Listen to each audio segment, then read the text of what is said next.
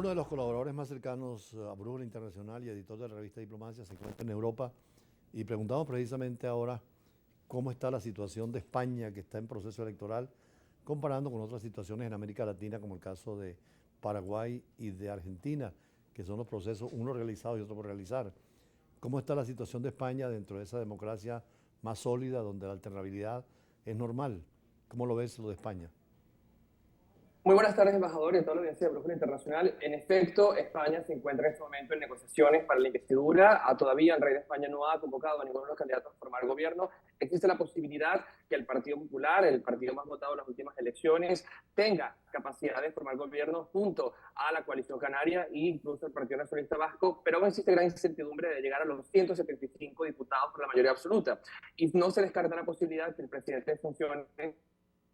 Pedro Sánchez, pueda también reinventar el Frankenstein como le conocía a su gobierno anterior, solo que en esta oportunidad sin la figura de Unidos Podemos, sino suplantada por el partido Estamos conversando con... Yolanda Díaz, y además ha sido sorpresiva per Catalunya, y los otros partidos nacionalistas catalanes tienen en este momento la piedra de tranca para la formación de un gobierno que, en caso de ser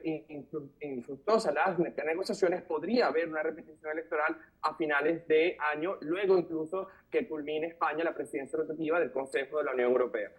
Ahora, es diferente América Latina, Europa, en el caso, por ejemplo, en Buenos Aires, ahora en Argentina, con candidatos que de repente surgen desconocidos por el cuerpo político e irrumpen con un gran caudal electoral. En Europa esas democracias están más asentadas. ¿Qué puede decirnos de Portugal también como democracia? Sí, bueno, hay un fenómeno antidemocrático embajador que lamentablemente está ganando terreno en el mundo. La democracia está bajo asedio por el antisistema, la antipolítica y absolutamente la reinvención de los populismos, como es el caso de Javier Milei en Argentina. Estos personajes que se plantean como antisistémicos, que van contra la casta política y que logran capitalizar el malestar político de las sociedades que, además, a nivel global, precisamente por la localidad, se enfrentan a desafíos comunes, como es el caso de la crisis financiera que amenaza con golpear nuevamente a los mercados financieros a nivel internacional. Hemos visto que de entrar en una recesión técnica a finales de año, y esto tiene todos coletazos en las instituciones políticas. Además, estas sociedades enfadadas, como la han llamado varios articulistas en esta europea, están precisamente articulando con estos outsiders políticos la capacidad de renovar esta casta política que Javier Milei llama inútil. Y es lamentable cómo esto al final tiene un efecto nocivo a la institucionalidad. Otro factor que podemos dirimir, embajador, en la situación tanto en España como en Argentina y en los otros procesos electorales, es la incapacidad de las encuestas de lograr captar esta intención de voto. Y además hemos visto un aumento significativo de la fragmentación política. Lo que estamos viendo son sociedades cada vez más polarizadas hacia los extremos. La moderación se pierde. De hecho, en el caso de Argentina, en de la derecha clásica, pues precisamente ganaba Bullrich y no la opción más moderada de Horacio Rodríguez Laterra. Y eso nos habla precisamente de esta migración hacia los extremos políticos en lo ideológico, en lo económico, en lo social, y aumenta pues la confrontación en las sociedades. Esto hace que la gobernabilidad sea mucho más complicada. Lo estamos viendo en España, donde podemos ver que por primera vez el candidato más votado en las elecciones generales no logre la investidura de gobierno desde el inicio de la democracia, como lo hicieron Zapatero, como lo hicieron Mariano Rajoy y los otros presidentes. Y en el caso de Argentina, pues estamos viendo el colapso del sistema partido tradicional ante una economía que se enfrenta a 120% de inflación interanual, con una presión fiscal la más alta del planeta,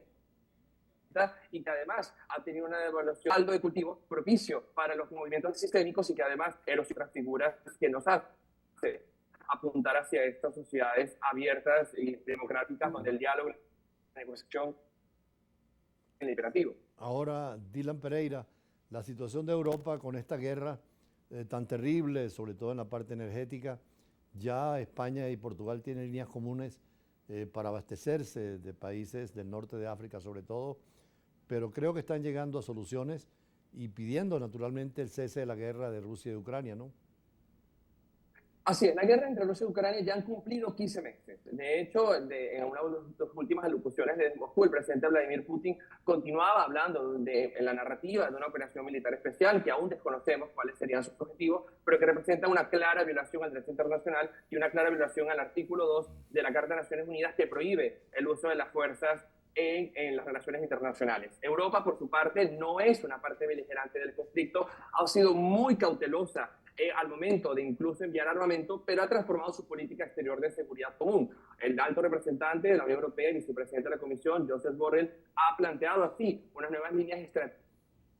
de seguridad común, que comienza, como lo decía Borrell en unas últimas locuciones, a miles de kilómetros de las fronteras naturales de la Unión Europea, que comienza en África, que comienza en la África subsahariana, que comienza en la frontera ucraniana, que comienza en América Latina, y esto da una nueva visión de lo que debe hacer Europa para aumentar su capacidad de influencia en términos de promoción de derechos humanos y democracia. En el caso de la guerra en Ucrania, tomó por sorpresa la independencia tan que tenía Europa, más fuerza de los americanos, de las interdependencias. Usar como armas políticas la dependencia energética, la dependencia económica, y esto lo ha hecho Rusia. Hoy, de hecho, Europa mira en América Latina la posibilidad de contar con socios viables, estratégicos y confiables a largo plazo, algo que no ha podido consolidar con Rusia luego de más de 25 años de una fructífera relación que se encarnaba en proyectos como el Nord Stream y todo el comercio bilateral que existía, y que además al mismo tiempo también desconfía de China como un actor global que atenta contra las medidas de la Organización Mundial del Comercio, que no confía o de una forma u otra en la regularización de las relaciones económicas, sociales y políticas, y por eso creo que América Latina hoy está en una posición privilegiada no solamente para mediar en procesos de paz, como podría ser una eventual negociación en Ucrania, sino también para convertirse como un polo multisectorial y multipolar de este mundo al que lamentablemente amenaza nuevamente con la bipolaridad, solo que en esta oportunidad entre Washington y Beijing. Muchísimas gracias a Dylan Pereira, editor de la revista Diplomacia y además colaborador de Brújula Internacional. Nosotros así cerramos el recorrido por los escenarios internacionales. Mañana vamos a dedicarle una editorial a esta situación olvidada porque la guerra de Ucrania y Rusia ha cerrado el caso de Afganistán y es un país admirable que hay que tratar de ayudar mediante la negociación, mediante el diálogo, en función de los cambios sociales, sobre todo el papel de la mujer que está tan abandonado y la violación de derechos humanos, pero es con la negociación donde pueden lograrse esos cambios. Así que mañana tendremos un análisis en profundidad de este tema y, como siempre, con el choque de las imágenes, la fuerza de las palabras y los análisis internacionales como el que tuvimos hoy con Dylan Pereira y con la secretaria general de la Corporación Andina de Fomento. Buenas tardes y hasta mañana a la misma hora.